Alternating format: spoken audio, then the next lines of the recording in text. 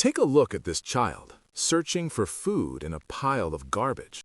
It might be hard to imagine, but the country he lives in has more proven oil reserves than Saudi Arabia. Hard to believe, right? This place was once the wealthiest nation in South America, an object of envy known as the miracle of the Caribbean. But the fall from paradise to hell took less than 20 years. Behind it lies a true story of oil, power, and how a nation was devoured by its most precious treasure. How did this all happen? Who pushed this country off the cliff, and what did they do to send it tumbling into the abyss? Our story begins in Venezuela's golden age. As a founding member of the Organization of the Petroleum Exporting Countries, OPEC, Venezuela was swimming in black gold gifted by nature, becoming fabulously wealthy in the 1970s. At the time, its proven oil reserves exceeded 300 billion barrels, ranking first in the world. An endless stream of petrodollars filled the capital, Caracas, with skyscrapers, its highways packed with imported American cars, and its people enjoyed free education and healthcare, a standard of living unmatched in South America. Back then, Venezuela's currency, the bolivar, was so strong it was used like the US dollar in neighboring countries. The people of that era probably never dreamed that hunger would ever be a word associated with their lives. But beneath all the prosperity, a fatal vulnerability was quietly taking root. The entire nation's economy was supported almost exclusively by a single industry.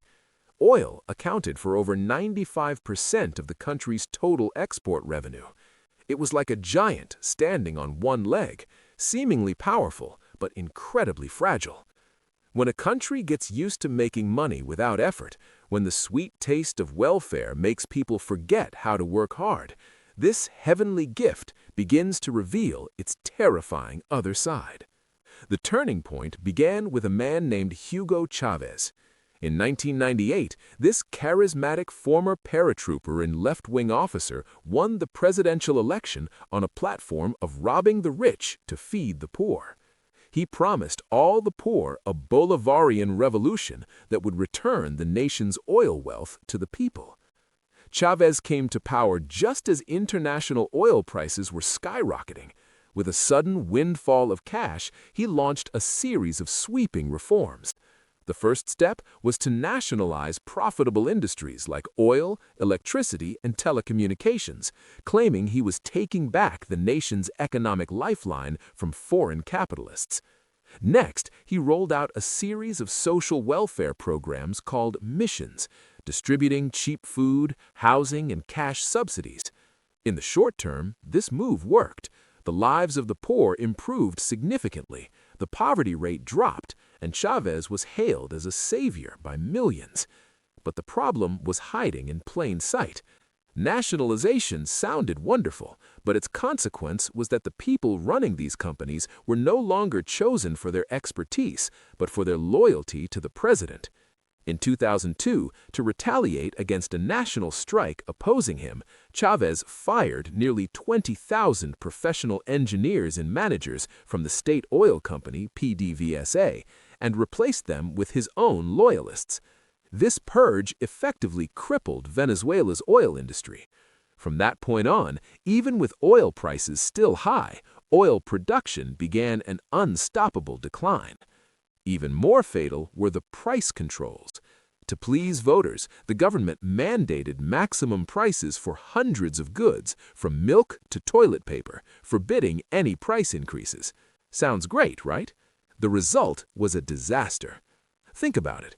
When it costs more to produce a gallon of milk than you can sell it for, who is going to stay in the business of dairy farming or run a factory? As a result, local farmers and business owners went bankrupt, and the private economy was decimated. Soon, store shelves became empty, and people could only rely on the government to use its oil dollars to import goods from abroad. Chavez used high oil prices to weave a beautiful dream, but the price was the complete destruction of the country's ability to produce for itself. Do you think Venezuela's fate could have been rewritten if he had taken a different path? Let us know your thoughts in the comments below. If you're shocked by this history, please subscribe and hit the notification bell because the tragedy to come will spiral even further out of control. In 2013, Chavez died of cancer. His hand-picked successor, a former bus driver named Maduro, inherited a country that looked prosperous on the surface but was already rotten to the core. And this time, fortune was not on his side. Just 1 year into Maduro's term, in 2014, international oil prices suddenly crashed, plummeting from a high of over $115 a barrel to less than $35.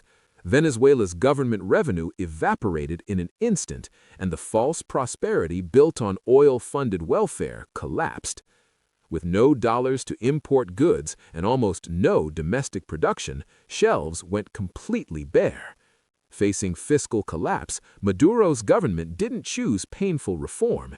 Instead, it took the easiest and most fatal path, printing money frantically. They cranked up the printing presses to the maximum, trying to cover deficits and pay the salaries of civil servants and soldiers with mountains of new cash. The result was one of the worst cases of hyperinflation in modern history. Imagine this.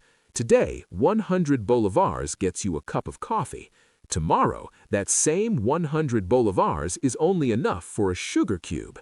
By 2016, the inflation rate soared to a horrifying 800%.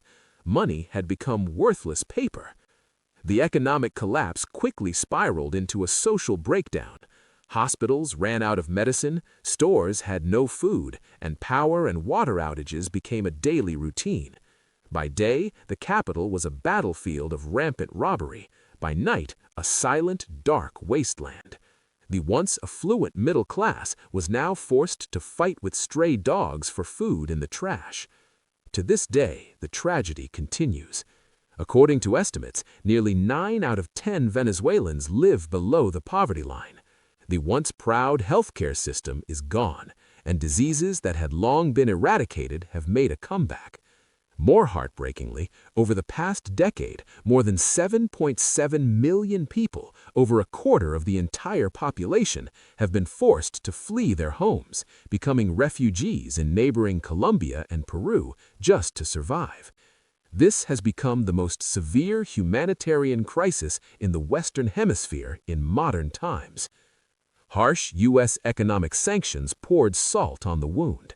The sanctions cut off Venezuela's access to the international financial system, making it impossible to get loans or buy the parts needed to repair its oil facilities, choking off nearly any possibility of economic recovery.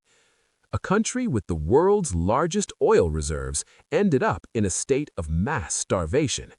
This is the real and most brutal face of the resource curse. In economics, there's a term called Dutch disease.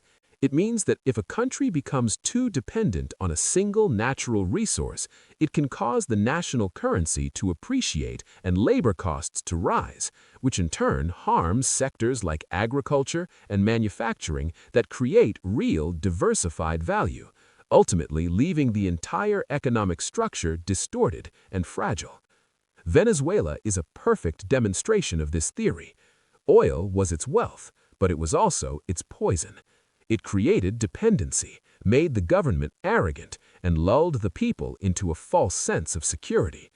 When the tide of black gold receded, everyone was horrified to discover they had been swimming naked the entire time. From Chavez's populist policy of handing out money to Maduro's frantic money printing to stay afloat, the disastrous decisions of two leaders personally accelerated this national tragedy. They treated the laws of economics like a child's game and prioritized political slogans over professional expertise, only to be dealt a merciless slap in the face by reality. Black gold can be a gift from heaven or a curse from the devil. The story of Venezuela teaches us a bloody lesson. A nation's prosperity is ultimately determined not by the resources under her ground, but by the systems her people build and the choices they make. Regarding Venezuela's tragedy, what do you think was the most critical mistake? Was it Chavez's nationalizations or Maduro's out-of-control money printing? Leave your thoughts in the comments section. If you enjoy our deep dives into international issues, don't forget to like, subscribe, and ring the notification bell so you don't miss our next update. See you next time.